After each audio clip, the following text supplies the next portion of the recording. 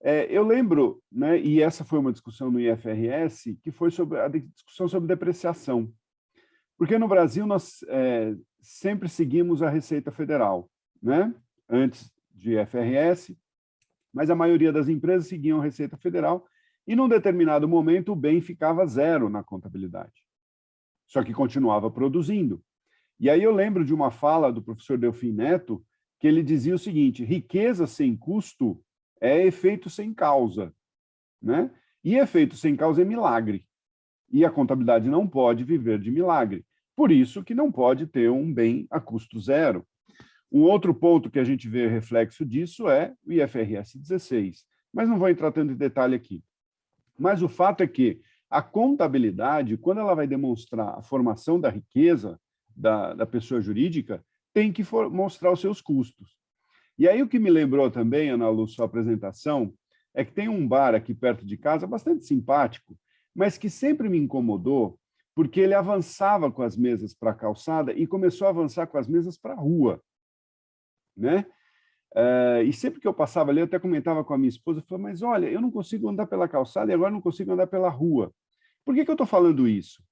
Porque aquela empresa, que é uma empresa de entretenimento e de alimento, ela está usando um bem público, né? Então ela está colocando mesas num chão que é público e que não está no balanço dela, provavelmente, né? Como que ela vai capturar esse custo que ela está utilizando, esse custo que representa ela utilizar um bem público, né? E qual é o link que a gente faz aqui? É exatamente começar pelos recursos naturais, né? Começar pelo E ali do ESG. Qual é a provocação que o ESG faz para a contabilidade? E a Ana Lu colocou isso muito bem, né? A contabilidade tem uma linguagem que usa o valor monetário como padrão. Então, para entrar, claro, eu tenho notas explicativas também. Durante a pandemia, até saiu uma matéria no Valor Econômico, né, dizendo que as palavras valiam mais do que os números, né, nos balanços publicados durante a pandemia, porque era algo que eu precisava explicar muito, o número em si não dava conta. Mas, de qualquer maneira, quando a gente fala nas demonstrações, efetivamente, balanço patrimonial, demonstração de resultado, nós estamos falando em valor monetário.